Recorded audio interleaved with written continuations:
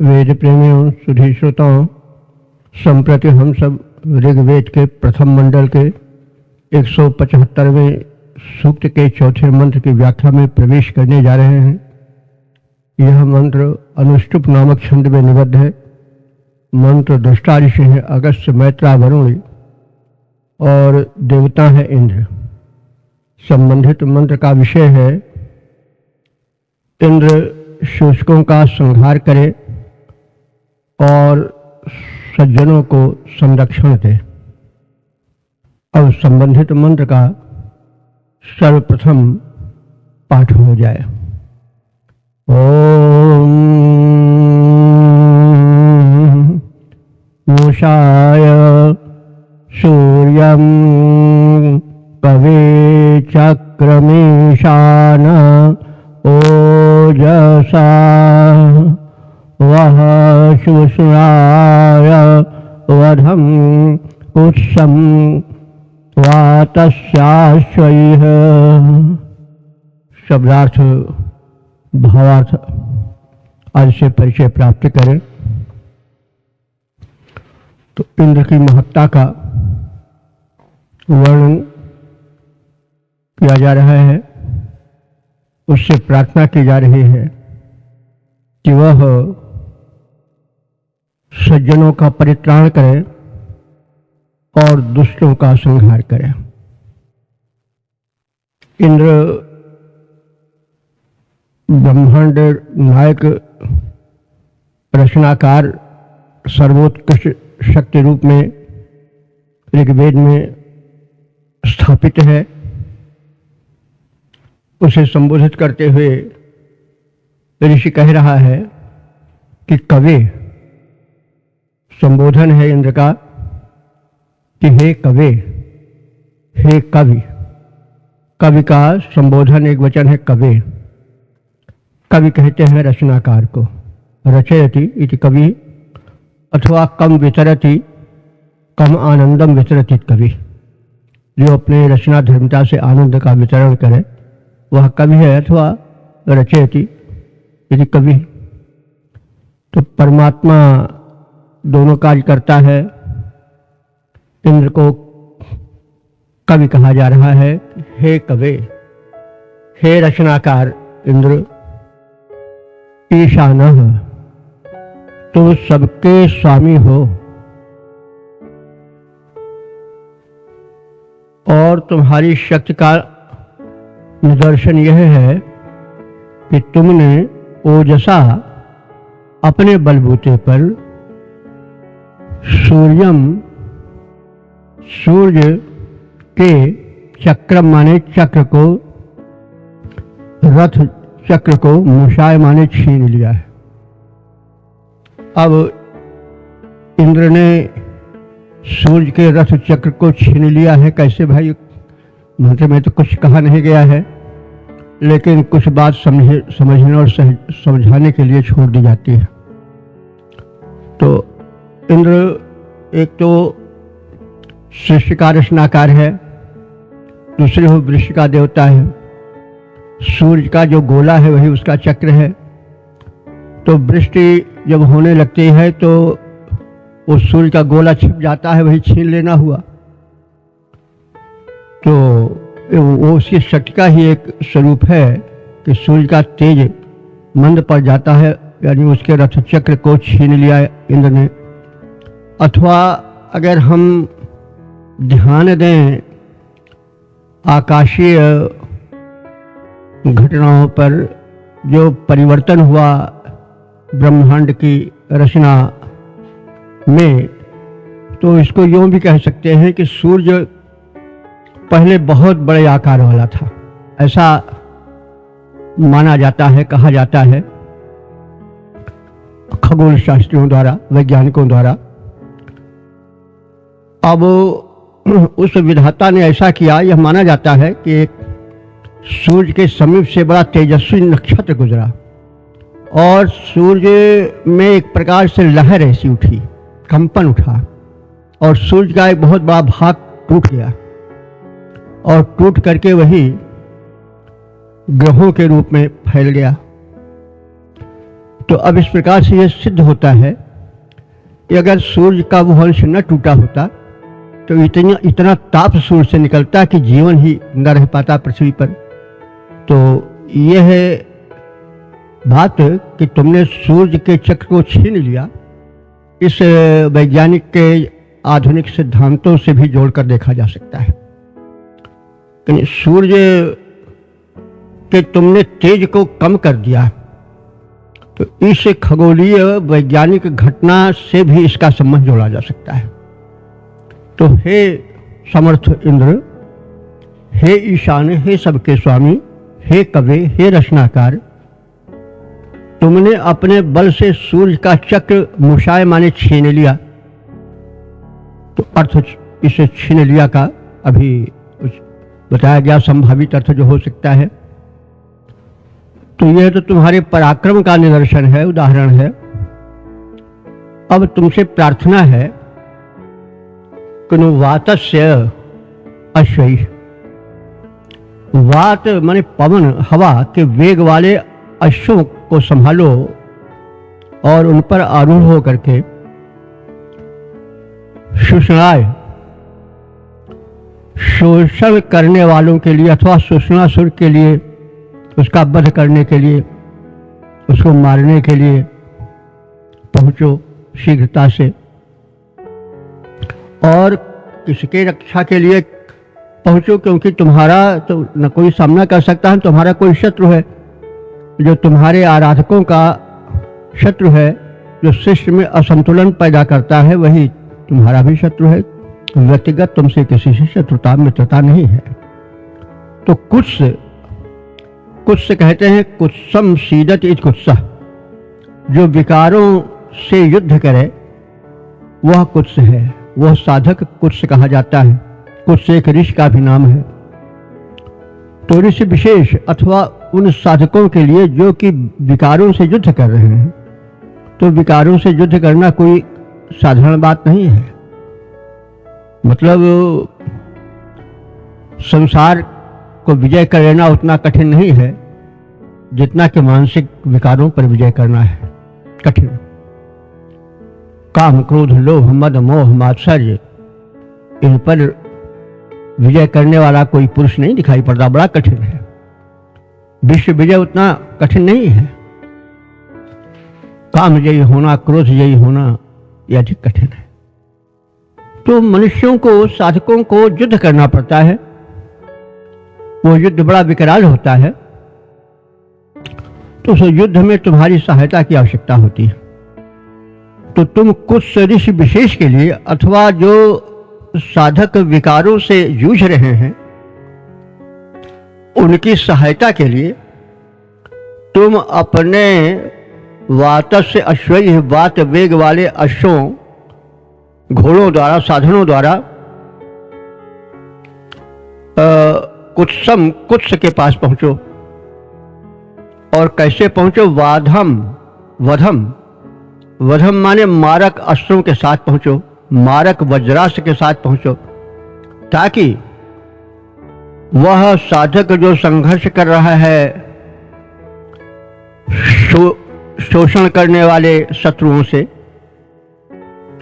काम, क्रोध, लोभ आदि से, उसकी सहायता हो सके और वह उन भयंकर शत्रुओं को पराजित कर सके।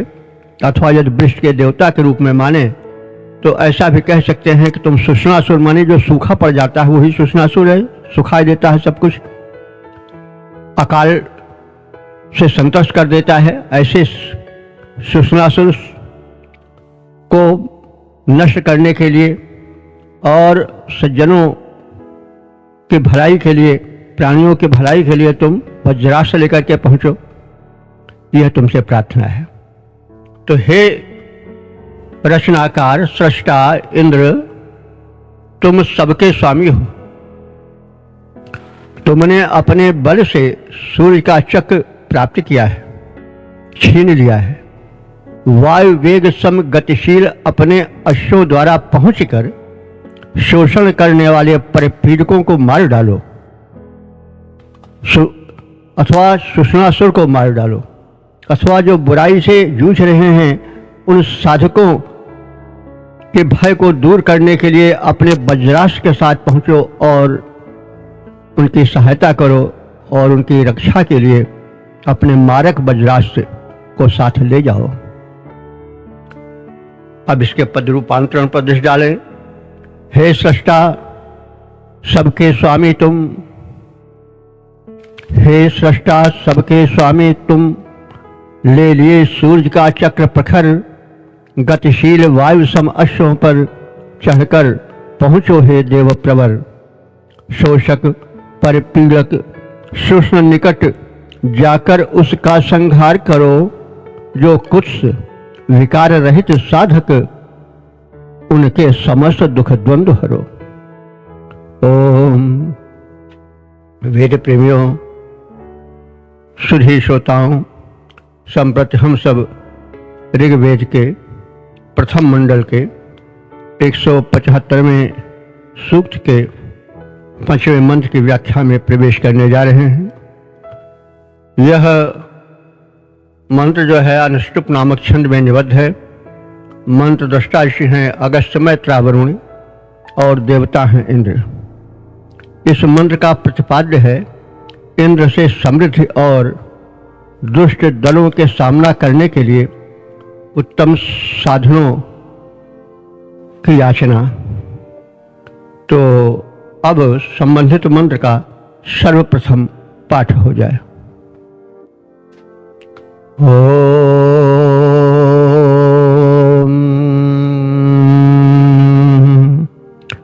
सुषिमिन्तमो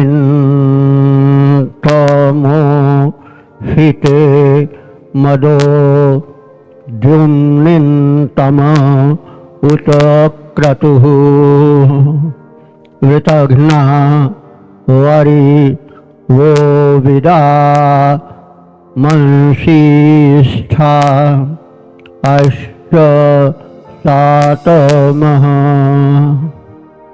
शब्दार्थ भावार्थार्थ से परिचय प्राप्त करें। इसमें इंद्र की शक्ति का वर्णन किया गया है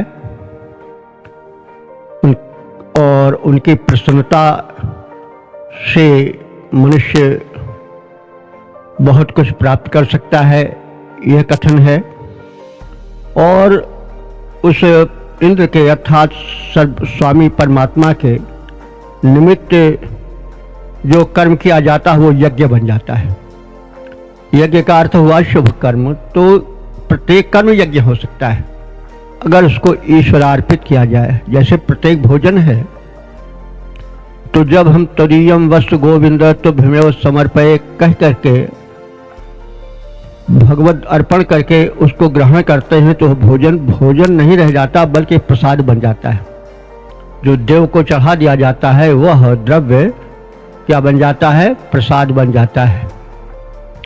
तो यह सिद्धांत है, यह कथन है कि जो कर्म करो वो ईश्वरार्पित कर दो तो वह कर्म जो है उसके सारे दोष नष्ट हो जाएंगे और वह कर्म जो है वह यज्ञ बन जाएगा। जो अन्न ईश्वरार्पित होता है वो सामान्य अन्न नहीं रह जाता, वह प्रसाद बन जाता है। तो कुछ इन्हीं भावनाओं से भरा हुआ है यह मंत्र। इंद्र की प्रसन्नता का फल सब कुछ प्राप्त करना होता है और इंद्र को परमात्मा को समर्पित कर्म यज्ञ बन जाता है। तो उसी बात को कहा जा रहा है कि हे इंद्र ते मदः, तुम्हारी प्रसन्नता सुष्मित तमः, सुष्म कहते हैं बल को, सुष्मित तमः माने उत्तम बल प्रदायक है। तुम्हारी प्रसन्नता उत्तम बल प्रदायिका है। उत और क्रतु, तुम्हारे निमित्त किया गया कर्म यज्ञ बन जाता है और परिणाम होता है कि द्युम्निन तमः, बहुत सा अन्नधन उस समर्पणकर्ता को स्वतः प्राप्त होने लगता है उस परम शक्तिमान इंद्र की कृपा से। अश्व-सातमा इंद्र को संबोधित करके कहा जा रहा है कि हे इंद्र, तुम अश्व प्रदान करने वाले हो। अश्व सर्वोत्तम साधन था उस समय का, यात्रा के लिए, मान सम्मान के लिए, सवारी के लिए। और अश्व माने शक्ति भी होता है। आज भी शक्ति का मापन हार्स पावर से होता है, अश्व शक्ति से होता है। तो हे अश्व सातमः, हे अश्व शक्ति प्रदान करने वाले ऐश्वर्य प्रदायक इंद्र, वृत्तहंता, तुम वृत्तहंता हो, अधम राक्षसों के संहारक हो और वृतघ्ना, हम लोग भी वृत्त से पर पीड़ित हैं, यानी शत्रु हमें भी घेरे हुए हैं तरह तरह के। तो इन अनेक शत्रुओं के जो काम, क्रोध, लोभ, मद, मोह और सांसारिक विघ्न बाधा के रूप में हमारे चारों ओर मंडरा रहे हैं, घेरे पड़े हैं हमको। वृत्त माने घेरा डालना होता है, हमको घेरा डाले डरा रहे हैं, पड़े हुए हैं। उनके विनाश के लिए तुम हमें जो हो वो विशिष्ट शस्त्रास्त्र प्रदान करो। वरिवाह विराम, वरिवाह माने विशिष्ट शस्त्रास्त्र प्रदान करो, हमें साधन संपन्न करो, विजय प्रद धन धान्य प्रदान करो। मनसीसा माने देना, प्रदान करना। तो हे इंद्रदेव, तुम्हारी प्रसन्नता उत्तम बल देने वाली है, तुम्हारी अनुकूलता उत्तम अन्न प्रदान करने वाली है। तुम्हें समर्पित कर्म यज्ञ बन जाता है, तुम्हें समर्पित किया हुआ पदार्थ, खाद्य वस्तु प्रसाद बन जाती है। हे परम शक्ति संपन्न इंद्र, तुम अश्वों को देने में परम प्रसिद्ध हो, विख्यात हो, शक्ति प्रदायक हो। हम भी वृत्तों से घिरे हुए हैं। तुम तो वृत्तबद्ध करने में सक्षम हो, लेकिन हम तो घिरे हुए हैं वृत्त से, असुरों से, तरह तरह के विघ्न बाधा उत्पन्न करने वाले शत्रुओं से। तो आप हमें भी वृत्तबद्ध में घेरा डाले पड़े हुए शत्रुओं के संहार में सक्षम बनाओ, तथा धनैश्वर्य बल प्रदायक अस्त्र शस्त्रों से हमको संयुक्त करो। साधन समय समय पर सब बन जाते हैं, वही अस्त्र बन जाते हैं। हम दारिद्र्य से जूझ रहे हैं तो धन ही हमारे लिए अस्त्र हो जाता है। हम शत्रु बाधा से पीड़ित हैं तो कोई रक्षक आ गया तो भी अस्त्र ही हो गया। हम किसी प्रकार के संकट में हैं तो जो संकट मोचक है वही अस्त्र हो जाता है। तो हमें भिन्न भिन्न परिस्थितियों के अनुसार संरक्षण साधन प्रदान करो, वही हमारे लिए अस्त्र है। तो इस प्रकार से इंद्र की सक्षमता का, उसकी प्रसन्नता का, उसे अनुकूल बनाने के साधन का उल्लेख इस मंत्र में हुआ है। इसके पद रूपांतरण पर दृष्टि डालें। हे इंद्रदेव, तेरी प्रसन्नता उत्तम बल करती प्रदान, भगवन तेरी अनुकूलता है अन्नों का करती शुभ विधान। हे अश्वदान में ख्यात इंद्र, मेरे प्रति इतना ध्यान धरो, खल दल घातक ऐश्वर्य प्रदायक हमको अस्त्र प्रदान करो। अस्त्र की प्रार्थना की जा रही है। सरकार से भी हम रक्षा के लिए कभी कभी लाइसेंस मांगते हैं, तो अस्त्रों का रहना बड़ा आवश्यक है संरक्षण के प्रयोजन से। ओम वेद प्रेमियों, सुधी श्रोताओं, संप्रति हम सब ऋग्वेद के प्रथम मंडल के 175वें सूक्त के छठे मंत्र की व्याख्या में प्रवेश करने जा रहे हैं। इस मंत्र के दृष्टा ऋषि हैं अगस्त्य, मैत्रा, वरुण, देवता हैं इंद्र और छंद है त्रिष्टुप। संबंधित मंत्र का प्रतिपाद्य है इंद्र से धन धान्य और दीर्घ जीवन की प्रार्थना। अब संबंधित मंत्र का प्रथम पाठ हो जाए।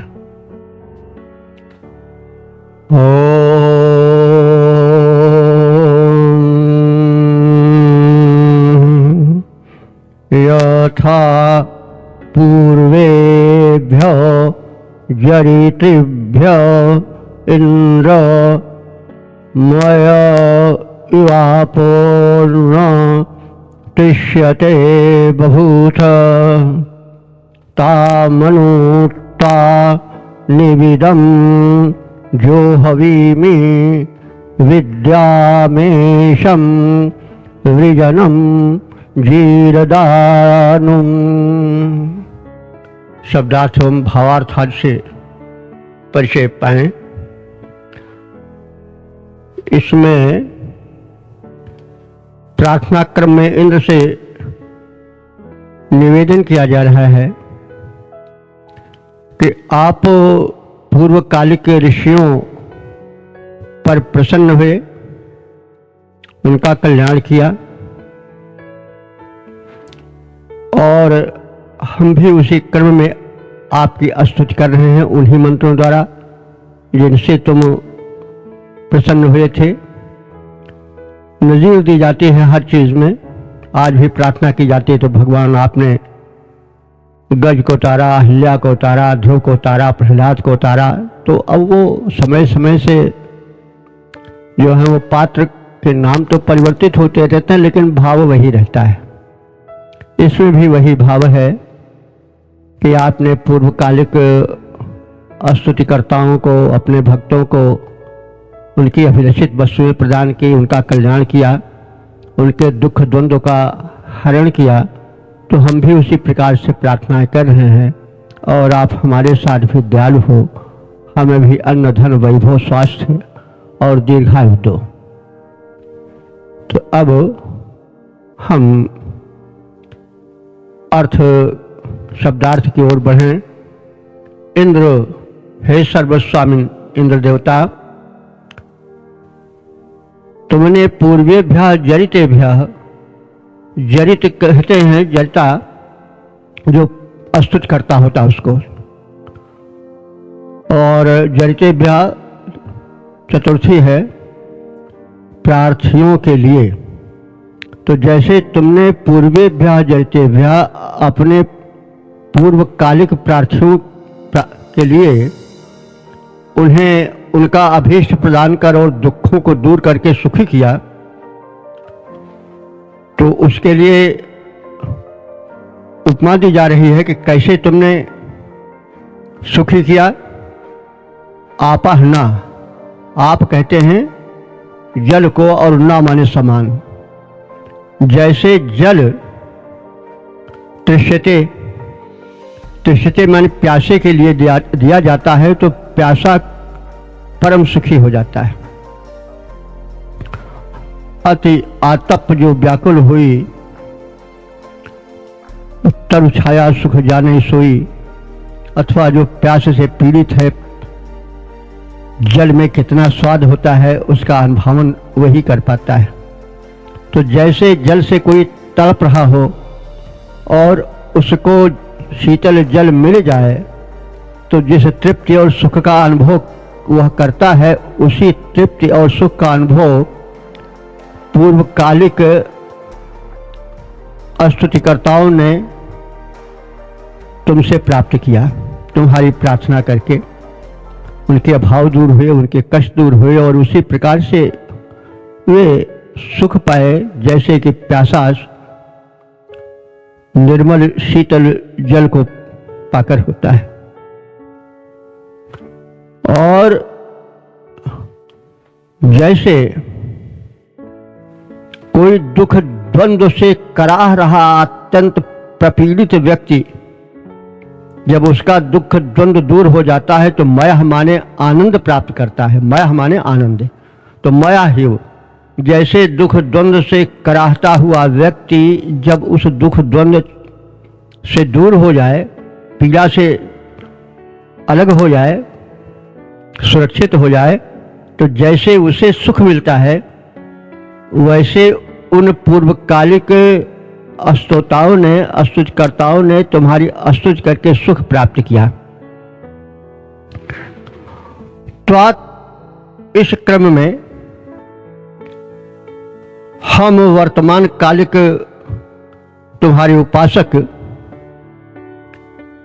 त्वा इंद्रम, तुझ इंद्र को ताम निविदम, उन्हीं पुरानी स्तुतियों से प्रसन्न करने की चेष्टा कर रहे हैं, स्तुति कर रहे हैं। अनु जो हवीमी, और बार बार स्तुति कर रहे हैं। अनु बार बार, अनु जो हवीमी बार बार स्तुति कर रहे हैं। कैसे? उन्हीं पुरानी स्तुतियों से जिससे कि पूर्वकालिक ऋषिगण कष्ट से विमुक्त हुए थे। तो उन्हीं स्तुतियों से हम अर्वाचीन वर्तमान कालिक ऋषि भी बार बार प्रार्थना कर रहे हैं और आपसे चाह रहे हैं कि हमको इशम, इशम माने अन्न को प्रदान करो, हमें आहार से वंचित न रहने दो, हमें पुष्टि आहार प्रदान करो, इशम, और साथ ही साथ वृजनम, वृजन कहते हैं बल को, बल को प्रदान करो। जीरदानुम, और दीर्घ जीवन को प्राप्त कराओ। जीरदानुम कहते हैं दीर्घ जीवन। और तुम्हारी कृपा से हम इन कथित वस्तुओं को विद्याम प्राप्त करें। क्या? अन्न, उच्च कोटि का आहार प्राप्त करें, बल प्राप्त करें सभी प्रकार के, और दीर्घ जीवन प्राप्त करें।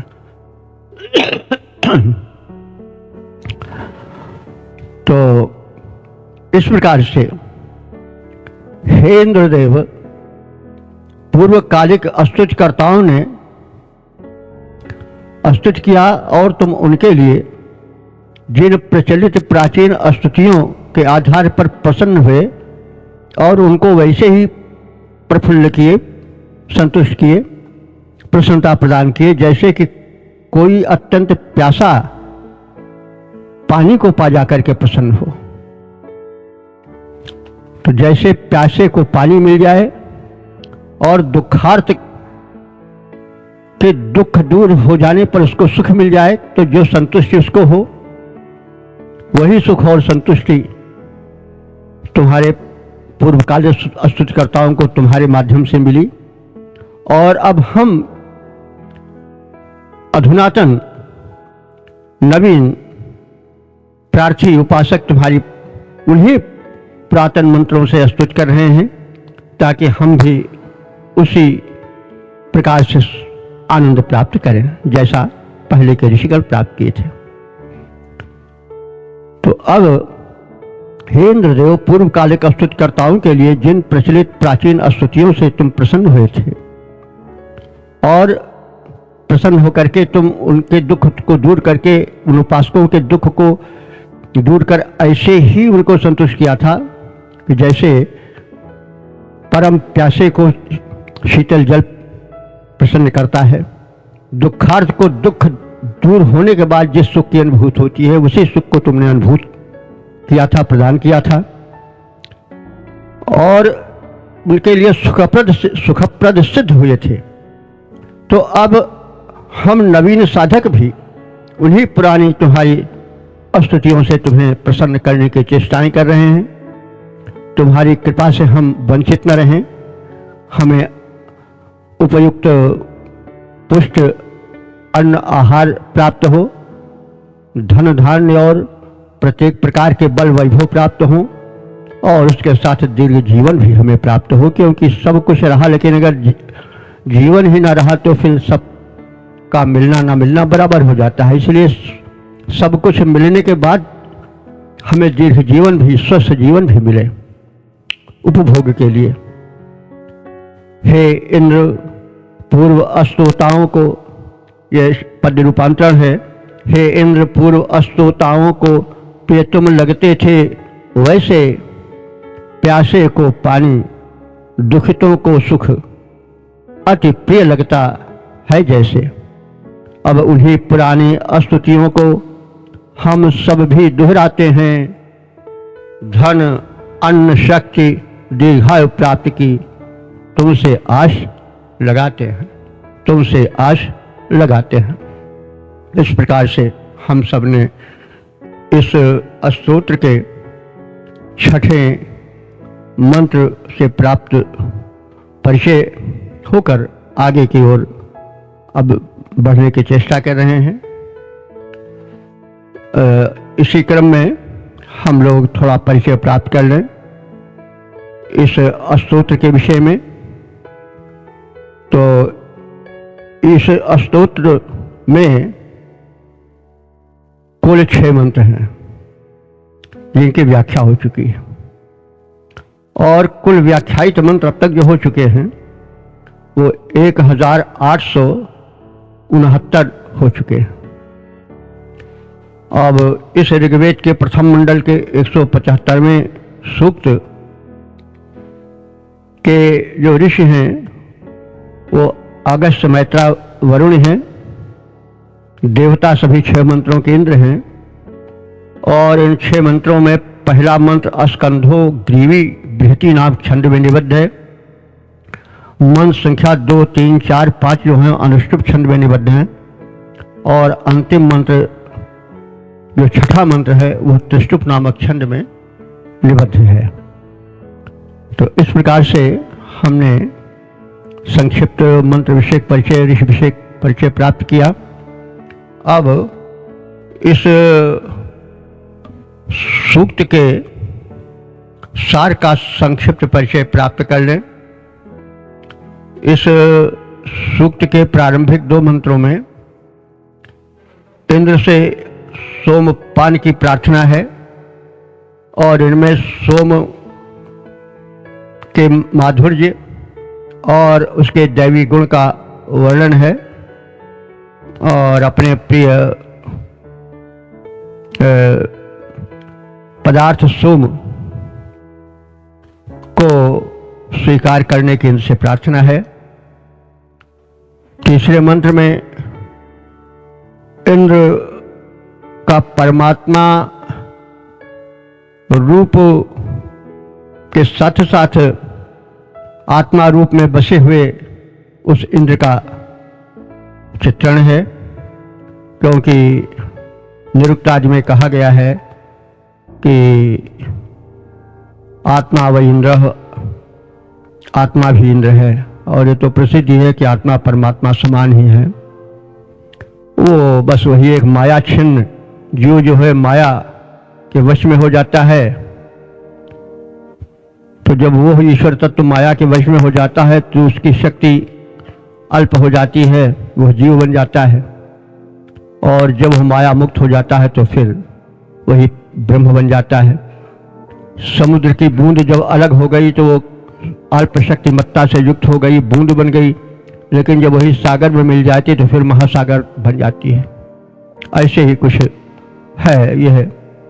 तो इस तीसरे मंत्र में इंद्र के आत्म तत्व रूप में विराजमान होने का कथन है, और आत्म तत्व के जागृत द्वारा उपासकों के कल्याण की भावना को उजागर किया गया है। आगे के मंत्रों में इंद्र के पूर्वकालिक ऐश्वर्य, उसके पराक्रम, असुर संहारक शक्ति, भक्तों की विपदा मिटाने के क्रम का वर्णन है, और अंतिम मंत्र में इंद्र से यह प्रार्थना है कि वे जैसे प्राचीन काल के स्तुतिकर्ताओं की प्रार्थनाएं सुनते आए, उनको सुख देते आए, उनके कष्टों का अपहरण करते आए, वैसे उन्हीं मंत्रों के आधार पर हम जो नवीन ऋषि हैं, नवीन प्रार्थी हैं, उनके भी दुख दारिद्र संकट समस्त दूर हों, उन्हें पुष्ट आहार मिले, अन्न मिले, उन्हें स्वास्थ्य मिले, धन वैभव मिले और सबके उपभोग के लिए दीर्घ जीवन मिले। यह समापन के मंत्र में प्रार्थना है। प्राय समापन वाले अंतिम मंत्र में ऋषि अपनी अभिलाषा प्रकट करता है और जो उसका ध्येय होता है उसके निचोड़ को रखता है। तो इस प्रकार से हमने इस सूक्त के विषय में परिचय प्राप्त किया। अब अगले व्याख्याक्रम में हम लोग पुनः अन्य देवताओं से अथवा इंद्र ही से संबंधित मंत्रों के विषय में चर्चाएं करेंगे। ओम सर्वे भवन्तु सुखिनः, सर्वे सन्तु निरामयाः, सर्वे भद्राणि पश्यन्तु, मा कश्चित् दुःख भाग् भवेत्।